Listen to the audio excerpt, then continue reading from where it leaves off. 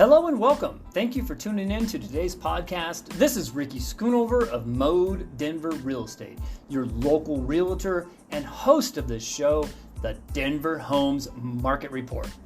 Today is the first Thursday of November 2023. Happens to also be my birthday. This monthly podcast was born out of the pandemic. I had been thinking about starting a podcast. I didn't even listen to podcasts before this. I just kind of knew they were out there. I loved the idea that you could tune in at your leisure and quickly gain insight into almost any topic you had to choose from. So here we go, launching Season 4, Episode 7 of the Denver Homes Market Report. Real estate is an evolving industry. It always has been. When I started in the business of helping buyers and sellers buy and sell homes, there was no such thing as Zillow. Zillow really wasn't a thing back in 2003. Now, I think I started hearing about them maybe late 2005 to early 2006. And what they did was pretty revolutionary. Let me explain what I mean by that.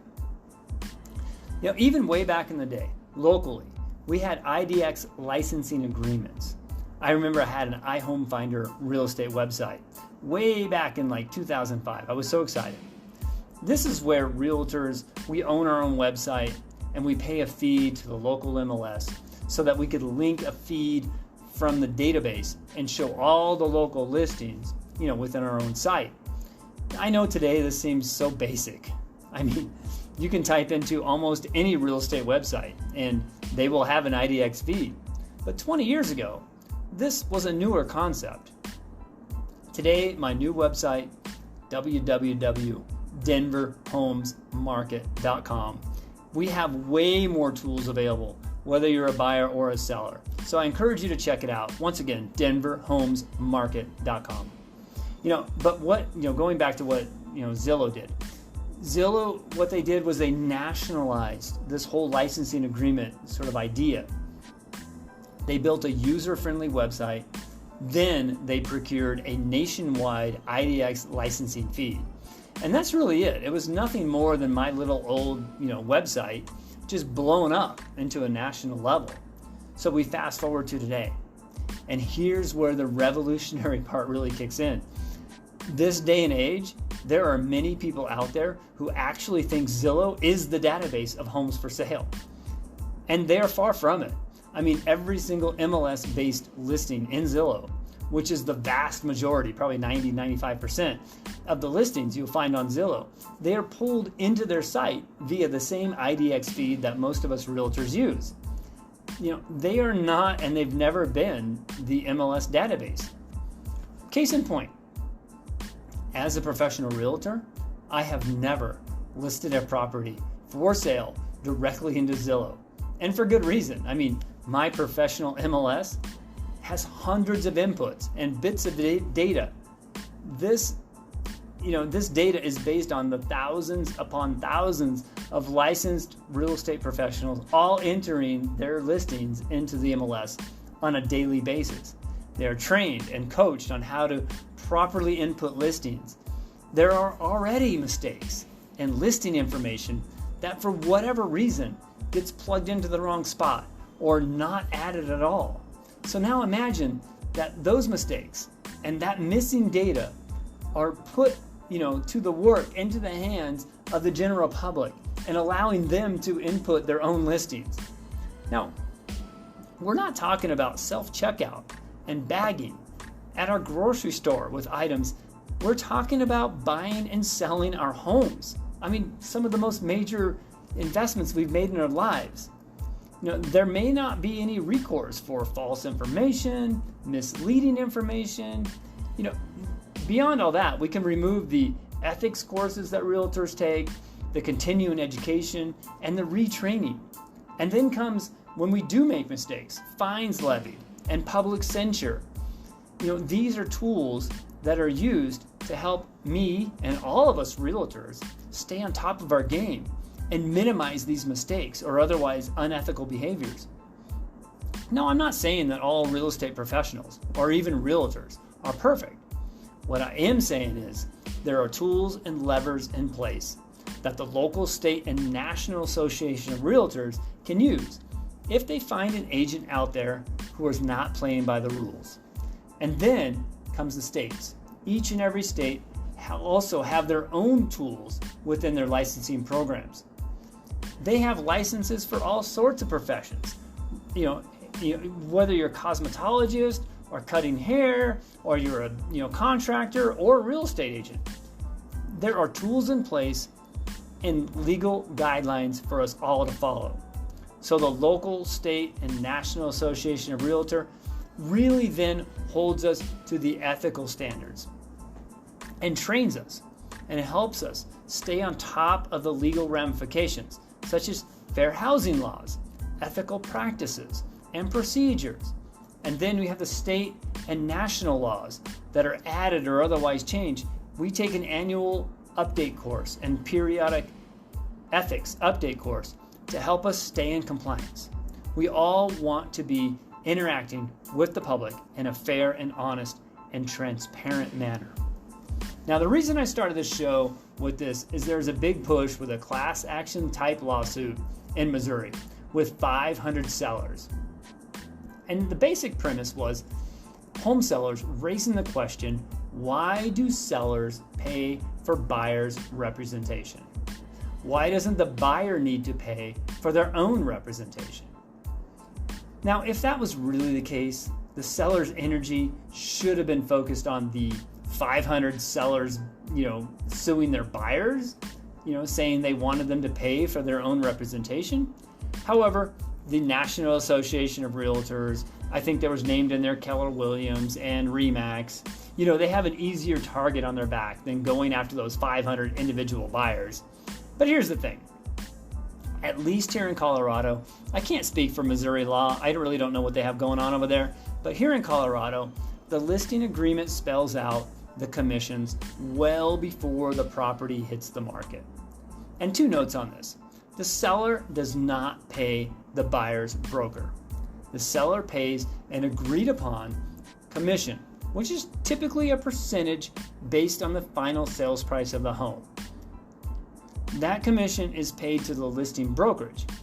And then in that same agreement, the very next section, it is spelled out how much of that commission or what percentage will be shared from the listing brokerage to the selling brokerage or the brokerage representing the buyer. So the seller doesn't pay the commission directly to the buyer's brokerage, and the commissions are not set in stone. They do vary, and there's many factors of why they might vary. Now, I won't get into the particular case here today too much.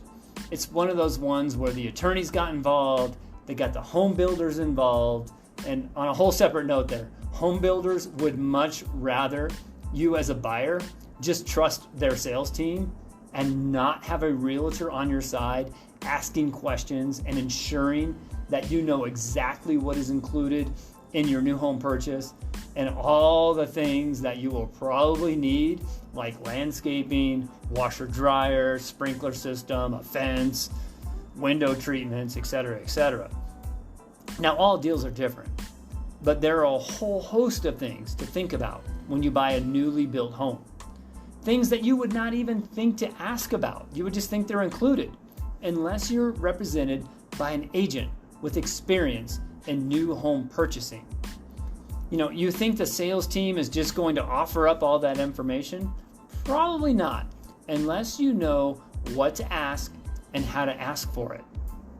And then making sure it's spelled out correctly in a contract and it's not just tucked away in some sort of fine print somewhere. So the lawsuit has a bunch of interesting twists, and we'll see if buyers are starting to pay their own realtor, or maybe they start hiring attorneys. On a side note, I've never seen a real estate attorney visit a property with a buyer and point out things that they might see. Attorneys, they're also not cheap. But we'll see what changes come our way and to better help the public understand what we as realtors bring to the table. So I wanted to preface my story with how we got here where we are today. The big factor is the internet. not just Zillow. I mean, I use Zillow as an example because everyone knows it, but it could be any one of those national, sites, whether it be realtor.com. Oh, a funny thing on realtor.com, I saw a commercial realty. It says, realtors trust realtor.com. No, we don't. I mean, actually, we don't trust them any more or any less than any other paid advertisement site. Guess what other site I have also never entered a professional listing for sale? Not on realtor.com, not on Trulia, not on any of those paid advertising sites. We use our local MLS. And the reason we do that is because that's where the vast majority of buyers go. It's a time-tested platform and a system where most buyers and sellers, they know it and they trust it. They're usually represented by a realtor who is also held by the same ethics and the same legal consequences as myself. Okay, so let's go back in time. Let's go back before the days of the internet. There were very limited ways buyers could buy properties. They were not represented by a realtor as they are now.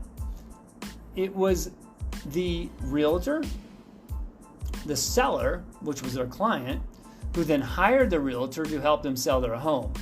And then comes the buyer. The buyer is just the buyer. They had no representation. In fact, from an industry standpoint, they were considered a sub-agent of the seller. In short, the seller held all the cards. And the buyer, well, buyer beware. You were kind of on your own. Now, the realtor would write up the contract on the seller's behalf. And you as the buyer, you either just trusted that you weren't being misled or that this house was okay, or perhaps you would then go hire an attorney who would then look at the contract. But your attorney only looked at the paperwork. They would never visit the home, never take you around looking for homes. They just advised you on the contract. Now, even way back in the day, before the internet, real estate companies still shared listings. At one point there were faxes, and that would be sent to various brokerages telling the other agents in the area, the new listings that were for sale. Before faxes, I think there were black and white catalogs. But, to my point, listings were shared in some way, even in a limited capacity, even before the internet. Now, the way the system currently works, if you want to sell your home and you are utilizing a licensed real estate professional, or even better, a realtor, the realtor draws up a listing agreement. Now, this is before any marketing has started on your home. Within this agreement, there is a place that details the agreed upon commission, which goes to the listing brokerage. The commission is negotiable. You'll often see 6% as being today's standards, but as I mentioned earlier, it's not set in stone. I have often negotiated this with my sellers. Maybe they need professional staging, but don't have that upfront money, to stage their home. I may offer to stage the home for a set period of time. I may offer a commission of 7% to help me offset and cover those costs. The fact is, in many cases, a professionally staged home will sell faster and for more money than an empty house. That is not my opinion. That's not even your opinion. That's just the facts. Especially in a market where buyers are gaining the upper hand, like today's market, when homes are staying on the market and there are less buyers looking at the home. In today's market, you better be pulling out all the stops to wow, and I mean wow, every single potential buyer who steps into your home. There very well may be only one buyer that is willing and able to buy your home. Now, every deal is different. Maybe I have already worked with a client on another deal. I know and trust them. They know and they trust me. The transaction is likely to go smoother, and I know what they want. And more importantly, they know what they want. I may, and I often do, offer a reduced commission or a credit at closing. There are times we get into a deal and during inspections, I'm working with a buyer and we find that there's a major problem. Maybe the furnace is leaking gas through the manifold. and the new manifold is a couple of $1,000s. And the sellers are refusing to fix it. And my buyer loves this house. I have been known to kick in a portion of my commissions to help keep the deal together. So this notion that 6% or 8% or 7% or whatever it is some sort of hard number, at least in my experience, is just not the case. Is this what you'll typically see in today's market? Yes, but there are situations where I may seek more or less, depending on the current market conditions and the details in the particular deal I'm working on. It is true, up to this point, it's been the norm that a seller pays a listing brokerage a commission based on the final sales price of the home, which is often 6%. But it's not set in stone. But there's been a long, commission that you would sort of typically see. Then in that same listing agreement I mentioned above, on the very next section, after the total commissions paid to the listing brokerage, there's a section where we spell out exactly what portion of that commission will be shared with whichever licensed brokerage brings the buyer. This is a practice where, if you're using the MLS, we are agreeing to share a portion of the total commissions to the selling brokerage or the broker who brings the buyer to the closing table. All right, now I know we went on a little bit long today.